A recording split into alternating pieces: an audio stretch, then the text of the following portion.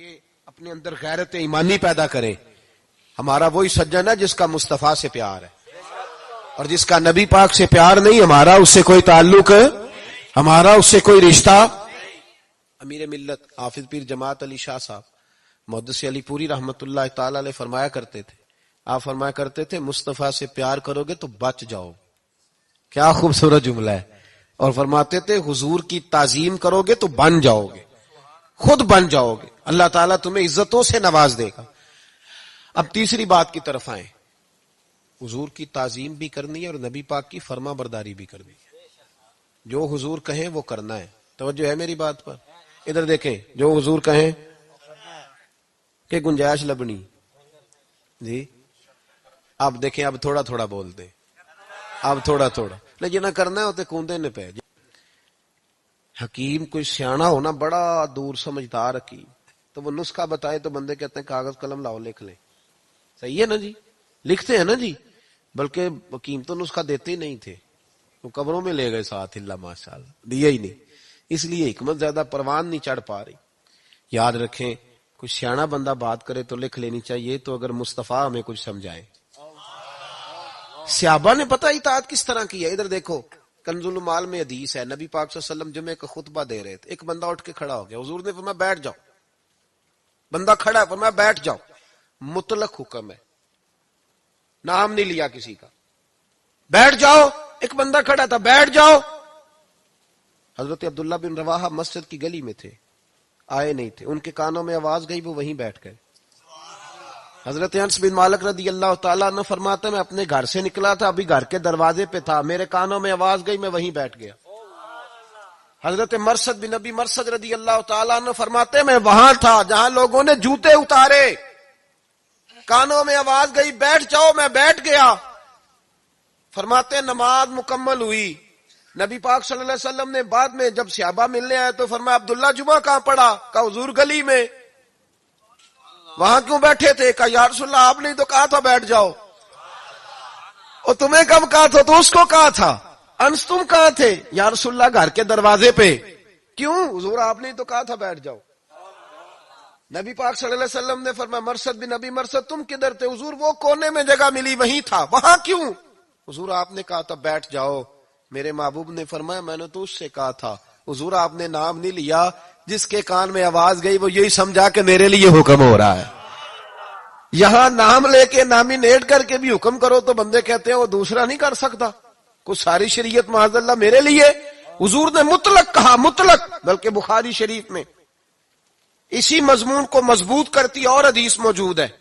مسجد نبوی شریف میں ایک دروازہ تھا جہاں سے بیویاں آیا کرتی تھی نماز پڑھنے. حضور کے زمانے میں عورتیں بھی مسجد آتی. حضرت عمر نے منع کر دیا اور محبوب نے فرمایا میرے طریقے پہ بھی چلنا، میرے خلفاء کے طریقے پہ بھی عمل کرنا.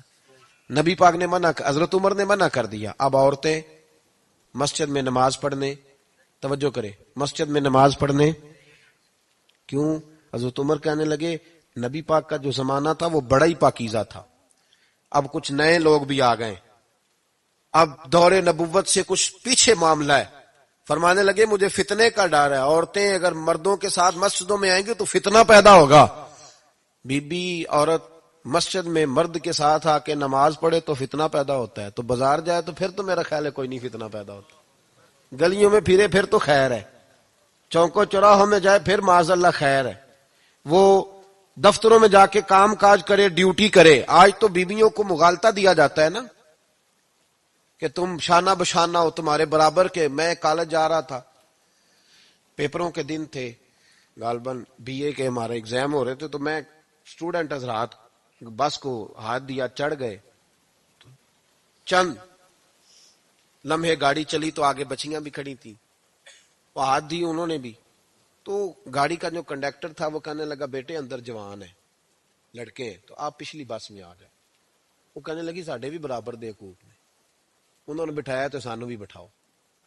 اس نے بڑا سمجھایا کہ چلو لڑکے آپ مہربانی کریں. کہا نہیں، ان کو بٹھایا تو برابر کے حقوق ہیں. بچیاں بولنے لگی جس طرح ان کو بیچاریوں کو، ہماری ماؤں بہنوں کو، ہماری اپنی بیٹیاں نا، یہ جس طرح انہیں ٹی وی پہ قائل کیا جاتا ہے ہو جاتی. اس نے بٹھا لیا. بس بھری ہوئی تھی، جب اندر آئی تو پکڑ کے کھڑی ہو گئی سیٹوں کو. لڑکے بیٹھے تھے. تو کہنے لگی اٹھو، شرم نہیں آتی، عورتوں کو جگہ دو. تو ایک لڑکا بولا، کہنے لگا تم خود ہی تو کہہ رہی تھی برابر کے حقوق ہیں. ہم کھڑے ہو سکتے ہیں تو تم نہیں کھڑی ہو سکتی. برابر کے حقوق تو کھڑی ہو، ہم بھی تو کھڑے ہوئے ہوتے ہیں نا، کیوں پھر مانگتی ہو جگہ؟ تو ایک بزرگ پھر وہاں سے بولے، مجھے آج تک بات یاد ہے، وہ کہنے لگے بیٹے برابر کے حقوق نہ مانگو، عزت والے حقوق مانگو. ہمیں ہمارے دین نے عزت والے حقوق دیے. برابر الرجال قوامون علی النساء، مرد عورتوں پہ افسر ہیں. اللہ تبارک و تعالیٰ نے عورت کی ڈیوٹی نہیں لگائی جا کے کما کے لائے باہر جائے. عورت کو عزت دی، تو وقار کے ساتھ گھر میں بیٹھ اور بچوں کی پرورش کر. ملے گا کیا؟ میرے محبوب نے فرمایا جنت ہی تیرے قدموں کے نیچے رکھ دی ہے.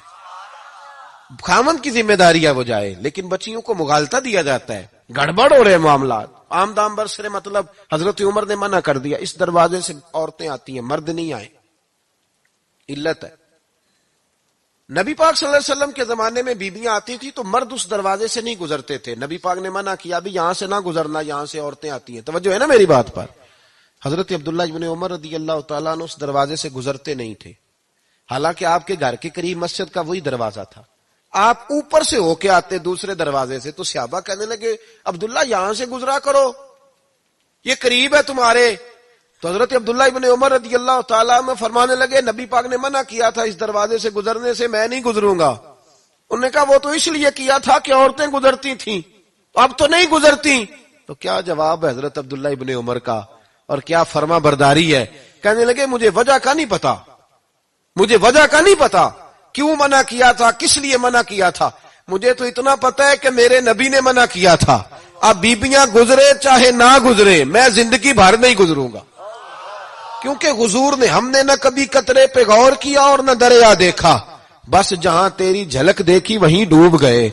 ہمیں اس بات سے غرض نہیں، حضور نے کہہ دیا نہیں گزرنا تو لہذا نہیں گزرنا، بات ختم ہو گئی. بھائی یاد رکھیں اطاعت فرما برداری، اور صحابہ تو ان چیزوں میں بھی فرما برداری کرتے تھے جن میں لوگ دیوانہ سمجھتے لگ، کہتے مجنون ہو گیا بندہ. حضرت عثمان غنی رضی اللہ تعالیٰ عنہ ایک جگہ سے گزرے، گھوڑے پہ بیٹھے، ایک درخت آیا تو یوں گردن جھکا لی. سمجھدار آدمی تھے، تاجر تھے، مالدار تھے، زیرک تھے، سپہ سالار تھے، اور پھر امیر المومنین بنے، لاکھوں مربع میل پہ حکومت ہے. گھوڑے پہ گزرے تو گردن جھکا. توجہ ہے میرے بھائیوں کی؟ یہ حسن ہے دین کا، حسن ہے. ہم تو سوال جواب میں زندگی گزار دیتے ہیں، حکمتیں سمجھنے میں ساری عمر لگا دیتے. گردن جھکا کے گزرے. تو صحابہ نے کہا عثمان غنی کیا ہوا، گردن کی جھکائی؟ فرمانے لگے ایک دفعہ میں نبی پاک کے ساتھ گزرا تھا تو یہاں درخت تھا، اس کی ٹہنیاں جھکی ہوئی تھی، تو حضور ذرا گردن جھکا کے گزرے تھے. تو کہا جناب اب تو درخت کوئی نہیں، آپ نے گردن کیوں جھکائی؟ فرمایا مجھے درخت کا نہیں پتا، میں نے تو محبوب کی ادا کو ادا کیا ہے، میں نے تو ادا کو ادا کیا ہے، مجھے نہیں پتا کہ بات. اپنے اندر یہ تبدیلی لائیں میرے بھائی. ہم نہ دیکھیں نا، امامہ باندھنا حضور کی سنت ہے، داڑھی رکھنا نبی پاک کی. کوئی بندہ اگر آپ کو کہہ دیتا ہے کہ آپ کو اچھی نہیں لگتی تو اسے نہ لگے میرے نبی کو تو اچھی لگتی ہے نا. کوئی بندہ اگر کہہ دیتا ہے کہ ابھی ٹائم نہیں تو وہ کہتا ہے تو کہتا رہے، ہمیں اس سے کیا لگے. ہم نے تو اپنے محبوب کی طرف دیکھنا ہے، ہم نے تو نبی پاک صلی اللہ علیہ وسلم کی طرف دیکھنا ہے. ہمیں اس بات سے غرض نہیں کہ کسی کو کوئی چیز اچھی لگتی ہے کہ نہیں لگتی. اب چوتھی بات کی طرف آئے، حضور کے دین کی خدمت کرنی ہے. نبی پاک کے دین کی اشاعت کی بہت زیادہ ضرورت ہے. آپ کی ضرورت سے بڑھ کر کمزوریاں ہیں مسلمانوں میں. ہم تو اتنے مجبور لوگ ہیں کہ ابھی تک مسلمانوں سے نماز روزے کا وعدہ لے رہے ہیں، حالانکہ 4.5 ارب کافر کو کلمہ پڑھانا ہے، حالانکہ پوری دنیا پہ دین کا جھنڈا بلند کرنا ہے، اور اب ابھی تک اڑے ہوئے ہیں. ہماری مجبوری دیکھو کہ اب مسلمان سے کہہ رہے ہیں نماز پڑھ. توجہ ہے میری بات پر؟ کس کو کہہ رہے ہیں؟ اللہ اکبر. مسلمان اعلیٰ حضرت فاضل بریلوی رحمت اللہ تعالی علیہ کے والد گرامی تھے مولانا نقی علی خان صاحب رحمت اللہ. آپ کے حالات میں لکھا ہے کہ ایک شخص نے نا، آپ کی ایک حویلی تھی تو اس نے کہا 2-4 دن میں نے استعمال کرنی ہے، چابی دے دو. آپ نے اس کو چابی دے دی، وہ استعمال کرتا رہا. کچھ 2-4 اندر درخت لگے تھے، اس نے کاٹ دیے. آپ ایک دن گئے تو فرمایا درخت کدھر گئے؟ اس نے کہا جی وہ ذرا ضرورت تھی تو میں نے کاٹ دیے. سین کھلا. فرمایا میری زمین تھی، مجھ سے پوچھا ہی نہیں. یہ کہا رونے لگ گئے. 2 منٹ کے بعد رو پڑے. اس نے کہا جناب یاد کیا آیا؟